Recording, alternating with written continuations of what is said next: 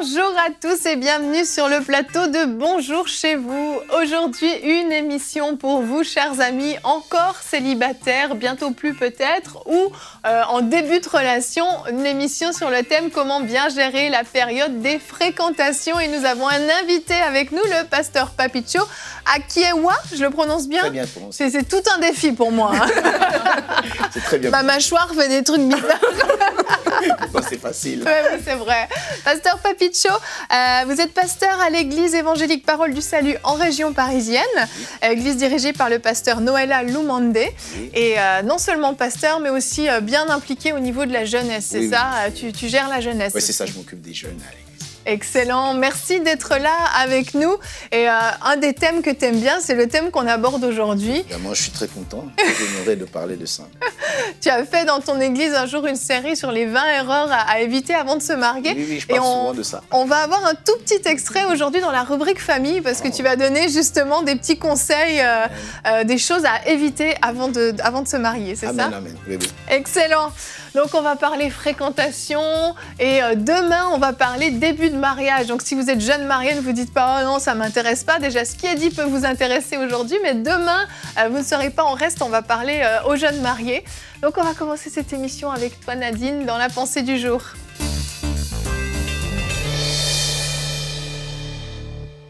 Il y a un texte de la Bible qui m'a toujours fait sourire, c'est dans Genèse 25, les versets 29 à 34, c'est l'histoire qu'on connaît bien d'Ésaü.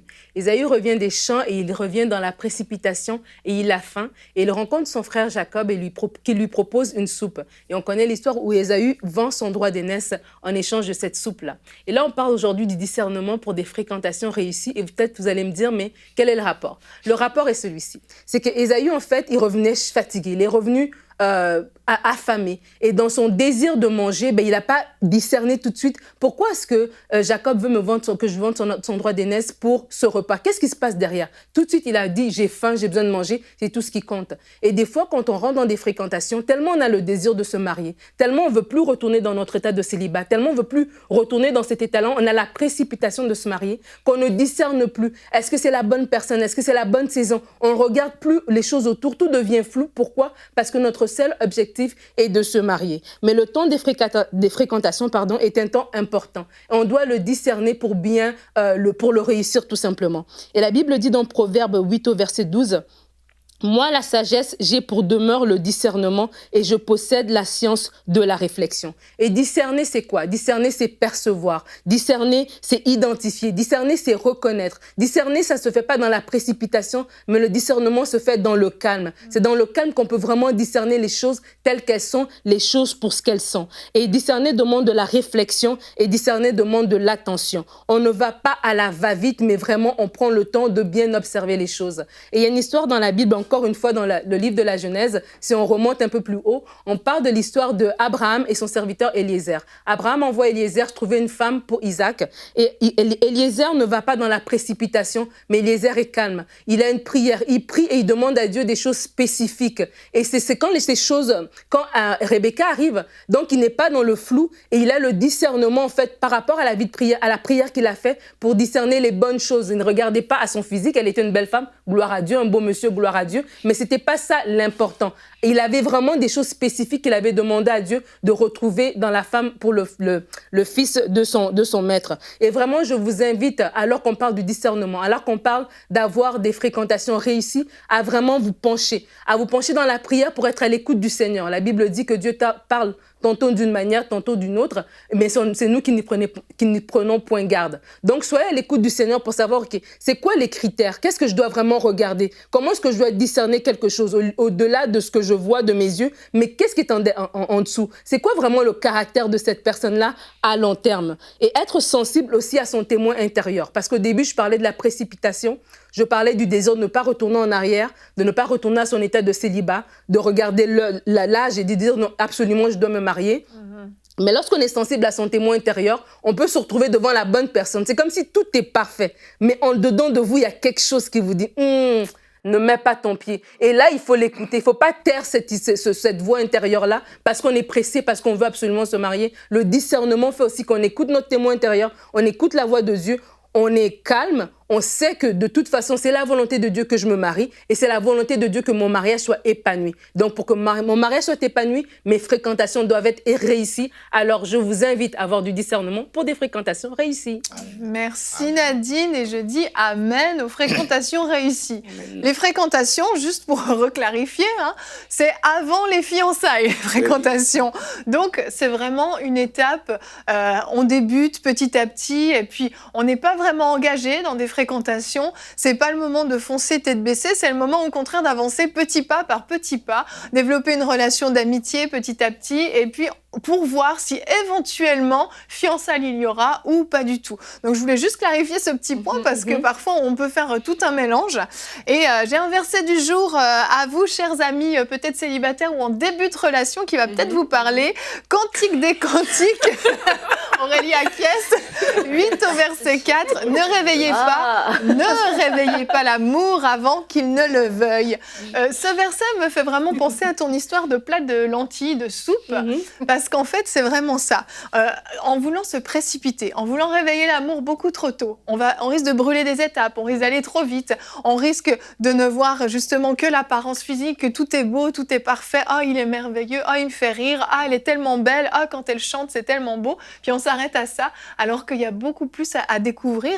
Et ne pas réveiller l'amour trop tôt, c'est justement même au niveau des sentiments. Alors on peut parler de sexualité par rapport à ce verset, mais on peut parler juste déjà de sentiments.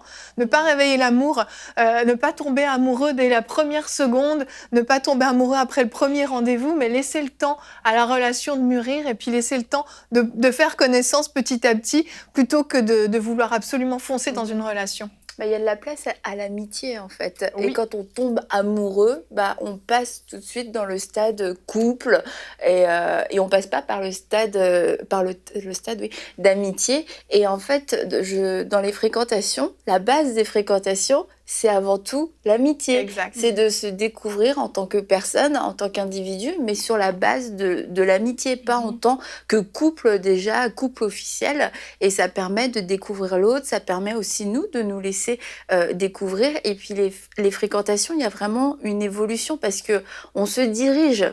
Non, si ça fonctionne bien, on se dirige vers les fiançailles. Donc, il va y avoir, ça va devenir une amitié spéciale, une relation spéciale. Et il faut passer par ce stade de l'amitié et les fréquentations. C'est pour ça, ça peut pas durer 1 jour, 2 jours, parce que là, on n'a pas le temps de dire tu me connais, je te connais.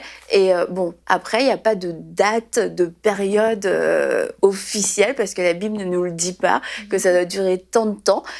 Et du coup, c'est juste le temps. Est-ce qu'on se connaît assez pour pouvoir prendre un engagement l'un envers l'autre? Et si, au bout de X mois, on n'arrive pas à répondre positivement à cette question, oui, on se connaît assez, ça veut dire qu'il y a encore du temps pour les fréquentations. Il ne faut pas avoir peur d'avoir de longues fréquentations. Je crois que il vaut mieux avoir des longues fréquentations et peut-être même des fiançailles plus courtes, parce que les fiançailles, on est déjà dans un engagement. Donc, ça veut dire qu'on a déjà réglé plein de choses, on est déjà au courant de plein de choses. Donc les fréquentations, il ne faut vraiment pas avoir peur de la durée des fréquentations, surtout que c'est sur la base d'une amitié. C'est ça. Et en plus, on n'est pas en train de réveiller l'amour. Quand on est encore dans cette base d'amitié, il y a plein de choses, c'est pas des tentations, parce qu'on n'est pas dans le stade de couple. Exactement. Et ça, c'est quand même une grande différence. Ok, Place à l'invité. Merci. Ouais, moi, je dirais plutôt que de fois, il peut y avoir un petit piège dans cela. C'est que lorsqu'on est en train de se fréquenter, surtout pour les sœurs, je le dis parce que j'ai vu beaucoup de ce cas, où les sœurs commencent déjà à aimer le frère et elle est dedans, elle a déjà rêvé, elle fait des rêves comme le jour de leur mariage, le nombre d'enfants qu'ils auront, le pays où ils ont habité, et puis bon, ils ont acheté la maison ensemble. Et le chien. Non, surtout ça, ils n'ont même pas parlé, mais elle a réfléchi sur le compte en banque commun qu'ils auront, et tout, clair. alors que le frère ne sait même pas prononcer. Et des fois, c'est peut-être parce qu'ils ont parlé pendant 2 heures un samedi, ou peut-être ils ont déjà parlé 2-3 fois, et la sœur se lance déjà. Et les frères, malheureusement, tombent victimes aussi de cela, parce que leurs témoignages sont ternis par les sœurs. Et là, je dirais vraiment à nos sœurs, dans ce sens-là, de faire attention. Quelqu'un me disait, il dit, si un éléphant entre dans ta maison, il faut le faire sortir avant qu'il grandisse. Parce que le jour où il grandira, on sera obligé de casser la maison. Ça veut dire, si tu fais, tu réveilles l'amour au-dedans de toi, ça grandit, ça prend de volume. Le jour où ce ne sera pas ce que tu pensais, on devra casser et ce sera l'hôpital. Donc, Non, mais j'aime beaucoup le parallèle, il est drôle, mais c'est hyper parlant quand même. Ah oui, c'est important du côté des sœurs. De l'autre côté... si le frère dit à la sœur, laisse-moi sortir l'éléphant, je sais pas. Ah ben c'est ça. Et de l'autre côté, c'est les frères aussi. Oui. Parce que quand nous parlons des fréquentations, je crois que les frères aussi doivent faire attention à la manière dont ils approchent les sœurs. Parce qu'il peut arriver que l'autre sœur croit qu'elles sont en train de se fréquenter. 2, 3, 4, 5. Je me souviens, dans une église, on parle d'un frère qui était chantre. Et voyez-vous, il était exposé, tout le monde le voyait. Et ce jour-là, il a très bien chanté. Le pasteur dit non. En tout cas, la femme qui va l'épouser. Je ne sais pas s'il y a des gens qui sont déjà avec. Et puis, 18 sœurs qui vont se lever. Ah, c'est terrible. 18 sœurs qui vont se lever. Aïe. Donc, vous comprenez. Donc, il faut vraiment faire attention dans cette période, à mon avis, parce que c'est très important, parce qu'on peut créer des blessés et des morts. Vraiment. Par rapport à ça, bon, mourir, c'est un peu... Non, mais un cœur peut mourir. Ah oui, il n'y a pas que ça. Moi, j'ai vu littéralement des gens tomber malades qui sont devenus fous. C'est vrai. Par rapport à cette question que Pasteur Papito vient de dire, et là, on parle des fréquentations, c'est aussi justement de dire aux gens que la période des fréquentations, c'est justement une période où tu peux poser des questions au Seigneur. Tu peux dire à Dieu, Seigneur, montre-moi les choses cachées. Si on prend parfois le temps de poser ce type de questions, ben, tu vas découvrir qu'il y a 17 autres sœurs, par exemple, à côté. Parce que le Seigneur va te les montrer et là, ton cœur ne sera pas exposé là où il ne devrait pas être. Tout à fait. Donc vraiment, se fréquenter, c'est aussi prendre le temps, lorsque on est avec quelqu'un, de poser des bonnes questions, pas seulement à la personne, mais aussi à Dieu. Parce que Dieu saura montrer des choses que, visuellement, nous, on ne saura pas voir, quand bien même la personne en face aurait le meilleur caractère possible. Le genre de question, c'est lui ou je dois en attendre un autre. Ça va éviter aux sœurs de se lancer déjà dans les pensées.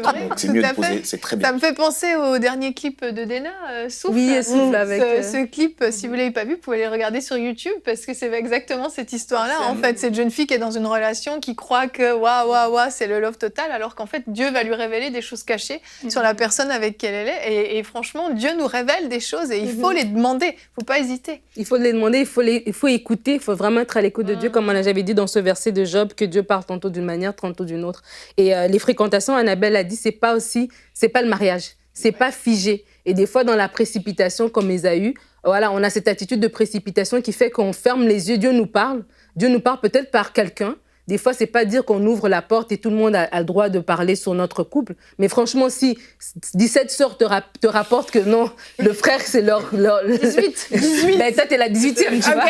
Les 17 te rapportent, te dis pas non, vous vous mêlez de ce qui vous regarde pas. Écoute, et l'oreille ouverte, en fait. Parce que là, c'est que tu n'étais pas encore engagé, ton cœur n'est pas encore lié. Donc, sois vraiment réceptif. Et réceptif aussi, Dieu nous parle aussi par rapport à la personne, parce que si les fréquentations sont bien réussies, c'est qu'elles mènent au mariage. Ouais. Et vraiment, il y a des choses aussi qu'on a déjà vues dans les fréquentations. Des fois, tu vas voir dans des couples, il y a des problèmes de violence, mais la première claque, elle a reçu dans les fréquentations. Mais tu n'as rien fait, tu n'as pas réagi, tu n'as pas parlé à la personne, tu l'as laissé faire, et bien après, c'est des problèmes qui vous suivent dans le couple. Donc des fois, ne pas être tellement dans la précipitation du mariage, quand on voit des choses, on ne sait pas les redresser, on ne sait pas corriger le tir. Il y a des choses qui sont gérables, qui sont corrigeables, mais il faut le faire dès le départ. Et c'est quand Dieu nous les révèle qu'il faut agir tout de suite, en fait. Oui, Annabelle qui lève la main. Mes gentils petits élèves. Parce que je sais que j'ai pas beaucoup de temps. Aurélie, elle a dit on peut poser des questions à Dieu. Et je crois aussi que quand on estime qu'on est dans un temps de fréquentation et qu'on est dans une relation spéciale et normalement exclusive à ce moment-là, mais que rien n'a été dit, rien n'a été vraiment communiqué, bah, je sais que c'est gênant, la gênance, comme diraient les jeunes, mais je crois que quand ça fait un moment et puis qu'on commence à avoir des sentiments, bah, mieux vaut être gêné quelques minutes et demander, poser la question, est-ce qu'on va quelque part ensemble, et plutôt que de découvrir que en fait l'autre personne, elle est vraiment dans une démarche d'amitié, elle a jamais eu de projet d'avenir avec toi, parce que dans tous les cas tu vas être blessé par la suite. Donc mieux vaut passer par ce petit moment un petit peu embarrassant, mais quand ça fait 10 mois qu'on s'appelle tous les soirs, qu'on va boire des cafés, etc., bah, c'est pas bizarre en fait de poser la question. Et il faut oser, je crois. Oui. Exactement. Soyez clairs, dites vos intentions clairement parce que sinon il va y avoir des malentendus. Oui. On va voir maintenant les grandes erreurs à éviter avant de se marier dans la rubrique famille. Donc, Pasteur Papicho, on va voir avec toi, comme je le disais, c'est un petit extrait d'un de tes messages que ceux qui veulent aller plus loin peuvent aller l'écouter d'ailleurs sur YouTube. C'est les 20 grandes Les 20 erreurs erreurs que les filles commettent avant le mariage et les 10 que les garçons commettent. On va pas rebondir là-dessus, mais comme tu es en minorité, on ne s'exprimera pas.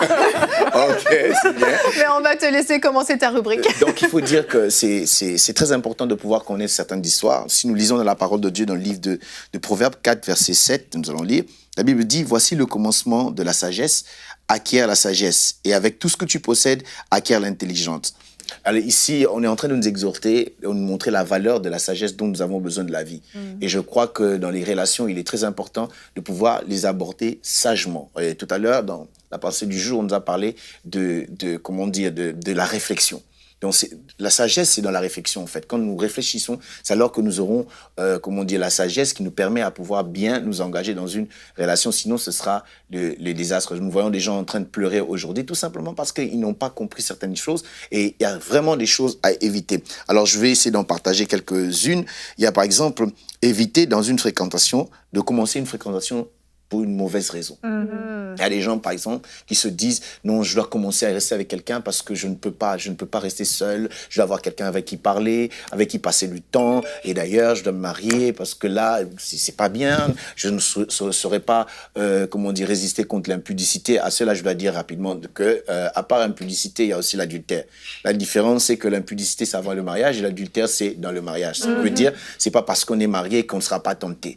Donc, à moins que vous soyez un morceau de bois ou un morceau de fer, mais si vous êtes humain, même en dehors, même dans le mariage, vous pouvez être tenté. Voilà pourquoi on parle de l'adultère. Donc, on peut s'engager dans une relation avec des mauvaises raisons et c'est pas une bonne chose. Je veux m'engager pour avoir un soutien financier, par exemple. Je veux m'engager parce que je manque l'amour paternel, ou je sais pas. Je veux m'engager parce que je veux être heureuse ou heureux. Je pense pas qu'on peut devenir heureux par l'autre personne. On doit être d'abord heureux pour aller rendre heureux et non pour, n'est-ce pas, être... Deuxièmement, je dirais, s'engager dans des fréquentations au mauvais moment. Il y a des temps où on ne peut pas s'engager. Et il est bien de se connaître très, très bien. Il y a des gens, par exemple, qui sortent d'une relation, qui ont été blessés dans une relation, et c'est 2 jours après, vous entendez qu'il est avec ou elle est avec, et vous voyez ça sur Facebook, sur Instagram, pour attaquer l'autre. En réalité, vous le faites au mauvais moment parce que vous n'êtes pas guéri. Vous le faites en quelque sorte aussi pour une mauvaise raison, pour déranger l'autre, pour lui montrer que bon, ça me fait rien et tout et tout. Et quand surtout dedans, et surtout si vous commettez l'erreur d'aller jusqu'au mariage, c'est en ce moment-là que vous allez voir l'erreur était vraiment avec E majuscule. Non, il est important. Il y a des temps où il faut attendre. Il ne faut pas aller au mauvais moment. Ça veut dire quand on est encore un enfant. La Bible dit, c'est pourquoi l'homme quittera son père et sa mère, s'attachera à sa femme. On ne dit pas le garçon, on ne dit pas l'enfant. Donc, il faut avoir une certaine maturité pour pouvoir s'engager. Malheureusement, la maturité, nous ne pouvons pas la mesurer par rapport à l'âge et dire qu'à 25 ans, tout le monde est mature, à 22 ans, tout le monde est mature. Il y a des gens qui ont 19 ans, qui sont plus matures que ceux qui ont 30 ans. Donc, il ne faudrait pas s'engager au mauvais moment. Et troisièmement, je dirais, il ne faut pas non plus brûler les étapes. Ah oui. J'ai l'habitude de dire, celui qui brûle les étapes se brûlera par étapes. Ah oui. Donc, il faut pas aller trop... Il faut respecter toutes choses. Tout à l'heure, nous parlions des fréquentations, la manière dont les choses doivent commencer, comment on est en train de se respecter, comment est-ce qu'on parle. Il y a des gens qui, aujourd'hui, les sœurs, vous allez m'excuser, je suis le seul homme, alors j'attaque les sœurs. Vas-y, tu peux y aller. Les sœurs que j'appelle j'étais oui. J'étais oui, ça veut dire que je t'aime, je pense... Il a même pas fini sa phrase déjà, oui. Ah oui. Donc, qui brûle les étapes et qui... On se retrouve, parce qu'on a parlé de 3 jours, on se retrouve déjà dans une même maison. Il rentre, il vient à la maison, il dit, bon, je sais pas, j'ai peur de rentrer à la maison, je reste, et puis il pleut. Bon, il a une voiture. Hein. Est-ce que je peux pas passer la nuit chez toi? Toi aussi, tu dis, non, il n'y a pas de problème, tu seras au salon et puis à la chambre. Mais le matin, on comprend pas comment est-ce que vous pouvez retrouver, vous deux, dans la chambre. Donc, parce qu'il avait fait un cauchemar. Hein. C'est ça le problème, parce qu'on est en train... On rigole, mais c'est pas drôle. Oui. De brûler les étapes. Et c'est pas une très, très bonne chose. Non. Il est bon d'ailleurs C'est un moment de fréquentation. Il faut apprendre à tester l'autre, à éprouver. Parce que quelque chose qui n'est pas éprouvé n'est pas approuvé. On peut jamais approuver. On raconte l'histoire. C'est un garçon qui me raconte. Il parlait avec une fille qu'il fréquentait. Alors ce jour-là, la fille lui pose la question. Il dit, vous les garçons, vous êtes comme ça. Quelque temps après, je vais tomber enceinte et puis tu vas me lâcher. Et le garçon dit, non, moi je vais pas te lâcher. Tu sais combien je t'aime. Je vais te garder à la maison. La fille lui dit, ah, toi enfant de Dieu, comment est-ce qu'on va tomber là-bas? C'est ça. Et elle a pu tester les valeurs du frère. C'est pas Voyez-vous? mal. Je disais qu'il ne faut pas brûler les étapes. Et aussi, il ne faudrait pas, ça c'est le 4e point, de tomber amoureux d'un homme ou d'une femme avant de tomber amoureux de Dieu. Ah, ça, c'est sûr. Pourquoi? Parce que l'amour ou ce sentiment-là, c'est un sentiment, je dis, à la fois dangereux.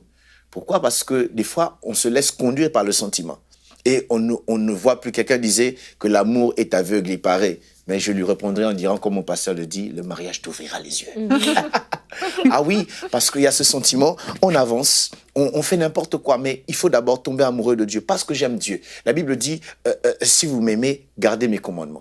Je vais garder les commandements de Dieu, et lorsque je rencontrerai quelqu'un, je tomberai amoureux de quelqu'un, je sais comment me comporter, ce sera selon la parole de Dieu. Et nous avons beaucoup de fréquentations qui tournent en désastre, qui tournent en autre chose, tout simplement parce que nous ne mettons pas la parole de Dieu au centre. Il y a des gens qui viennent dans le monde, par exemple, ils se convertissent, ils apprennent à marcher avec le Seigneur, et tout ce qu'ils ont dans leur tête, c'est la vie qu'ils menaient de l'autre côté. C'est pas qu'ils sont des mauvais frères ou des mauvaises sœurs, non. Mais il n'y a pas encore la vie de Dieu. Ils n'ont pas encore eu la grâce ou le temps de grandir dans le Seigneur, dans l'amour avec le Seigneur. Et pour eux, c'est d'abord ce gars-là. Ah non, ce qu'il me dit, ça vaut mieux que la parole de Dieu. Imaginez-vous, vous tombez amoureux d'un gars qui vous fait fuir la réunion de la jeunesse samedi parce que vous devez aller au cinéma. Ou qui vous garde au téléphone pendant longtemps, alors que demain, vous devez vous réveiller à 7h, vous vous préparez à aller à l'église. Donc, ça soit déjà, ce sont des signaux, comme vous l'avez dit tout à l'heure, qui montrent que cette personne n'a pas de valeur. Hein, la personne qui vous dit « Oh non, mais toi, tu m'aimes pas. Oh non, mais tu sais que je t'aime. » Alors, prouve-le-moi. Et pour prouver, il faut l'emmener dans les lieux secrets, comme j'appelle ça. Ce n'est pas normal. Non. Donc, je crois que dans une fréquentation, quand on est dans le Seigneur, on est tombé plus amoureux de Dieu, Dieu sera, n'est-ce pas, là pour pouvoir nous guider, nous conduire, et nous allons faire les choses selon Dieu et non selon les hommes. Parce que des fois, nous pouvons nous retrouver dans un entourage où tout le monde te pousse à faire « Mais oui, mais elle est déjà à la maison, mais pourquoi tu... Non, mais prends-la, garde-la cette nuit. » Tu diras que la voiture est tombée en panne, tu peux pas la raccompagner, elle va rester. Et puis après, tout simplement parce qu'on n'est pas amoureux de Dieu, on n'a pas la crainte de Dieu. La Bible dit comment un jeune homme rendra-t-il son sentier pur? C'est en se dirigeant selon la parole de Dieu. Amen. La Bible dit que je serre ta parole dans mon cœur pour ne point pécher contre toi. Alors si quelqu'un aime Dieu, par amour pour Dieu, il y a des choses qu'il ne fera pas. Par amour pour Dieu, il y a des endroits qu'il n'ira pas. Il y a des filles comme ça, à peine elle est en train de sortir avec quelqu'un, puisqu'elle n'est pas amoureuse de la parole de Dieu, elle n'a pas la crainte de Dieu, le gars lui propose tout parce qu'il a l'argent, parce qu'il est beau. Les filles d'aujourd'hui cherchent les hommes qui ont 6-pack, comment on les appelle en français, les tablettes de chocolat. Je leur dis directement, moi aussi j'en avais, mais aujourd'hui j'ai plus. Donc pour dire que ça disparaît. Ça fait le soleil. Ça fait le soleil. À cause de ça, on a comment je veux dire, des valeurs de notre choix qui ne tiennent pas en fait et qui ne concordent pas avec la parole de Dieu. Et cela va emmener beaucoup de désastres. Et je vais ajouter, parce que quand on n'est pas amoureux de Dieu, on peut faire n'importe quoi parce qu'on nous le demande. Actuellement, avec les réseaux, les téléphones avec caméra, ils te demandent ou elles te demandent est-ce que tu peux pas m'envoyer une de tes photos en tenue de Ève et Adam. Et toi, tu dis non, il n'y a pas de problème et tu envoies. Et c'est pas normal. Déjà, c'est un signe qui montre si cette personne te demande ces choses pareilles, ça veut dire que c'est une personne qui a le goût pour la pornographie. C'est clair. Et ce ne sera pas seulement de la nudité qu'il verra, il verra aussi d'autres nudités. Donc, on ne peut pas se dire en tant qu'enfant, même par respect pour soi-même, je ne peux pas faire ça. Pourquoi? Tu veux voir quelque chose? Attends, parce qu'il y a d'autres sœurs, excusez-moi mes sœurs, elles sont tellement, je dirais pas faibles, mais c'est ce que je dis en quelque sorte, quoi. À peine le frère s'intéresse à toi, tu te dis, I give myself away. So that you can use me. Je m'abandonne à toi. Et là, on va t'utiliser et on t'utilisera sérieusement. C'est clair. Il ne faudrait pas se permettre des choses pareilles. Il faut apprendre à faire les choses selon Dieu. J'aurais bien voulu que ce soit le premier point.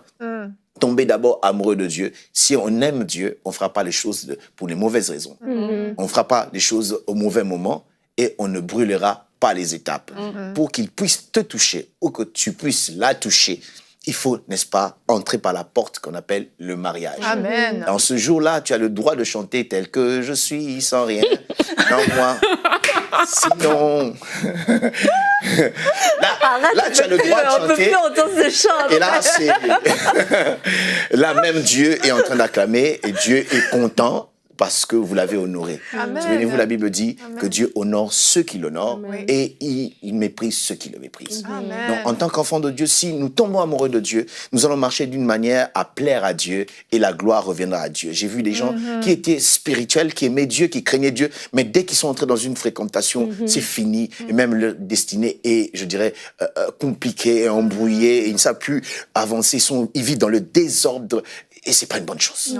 Et quand on commence mal ce moment, on terminera mal ce moment. Et je prie Dieu qu'il puisse nous aider, n'est-ce pas, à faire les choses selon lui et avec lui. Et c'est alors que nous aurons du succès, on va réussir dans notre relation et nous allons honorer Dieu. Et tout le monde peut trouver un exemple en nous. Et surtout, n'oublions pas, nous qui nous marions avant, nous sommes des exemples pour les autres. Et si nous le faisons de la bonne manière, les autres seront bénis. Que Dieu nous bénisse. Amen, amen. Amen. Pasteur Papicho, j'ai pas dit en début d'émission et tu m'avais dit, il faut le dire, que Ah tu oui. es gravement marié. Je souligne toutes les lettres en majuscule. Gravement marié à Laurine Akioa. Yes. Et avec elle, nous avons 2 enfants, Yvonne et puis Cairo. Yes, et il faut le dire parce que tu parles d'expérience, Ah tu oui. l'as vécu toi-même, tu as connu les fréquentations, tu as connu les fiançailles, Oui. tu as connu les débuts de mariage, tu as Alléluia. connu tout ça, et tu as certainement peut-être fait des petites erreurs, et tu as vu d'autres, on en a tous fait, Ah on oui. en a tous fait. Et tu en as connu aussi dans l'église, tu as encadré pas mal de jeunes, donc c'est d'expérience que tu parles, et je le dis parce que peut-être, des fois, les jeunes nous écoutent, et puis disent, ah ouais, mais vous, c'était l'ancienne génération, c'était avant, c'était comme ça, maintenant c'est différent. Mais non, la Bible n'a pas changé. Elle est la même depuis qu'elle a été écrite jusqu'à Amen. aujourd'hui. Et les lois de Dieu n'ont pas changé, donc on ne va pas changer notre discours non plus. Donc vraiment, merci beaucoup, Pasteur Papicho, pour cette excellente rubrique famille. On te retrouve jeudi dans l'émission de Bonjour chez vous. Et nous, demain, on continue notre thème. On va passer au mariage après les fiançailles. On saute la période des fiançailles, vous l'aurez compris. On va passer au mariage. Notre thème sera comment bien commencer son mariage. Et Annabelle, tu vas faire une rubrique conseil du coach, conseil pour les nouveaux mariés. Donc je le dis et je vous le redirai demain, c'est certain. C'est pas juste pour les nouveaux mariés, même si vous êtes mariés depuis longtemps, ces conseils vous sont utiles. Et si vous êtes en fréquentation, c'est d'autant plus utile pour bien commencer votre mariage. Allez, à demain. Bonjour chez vous.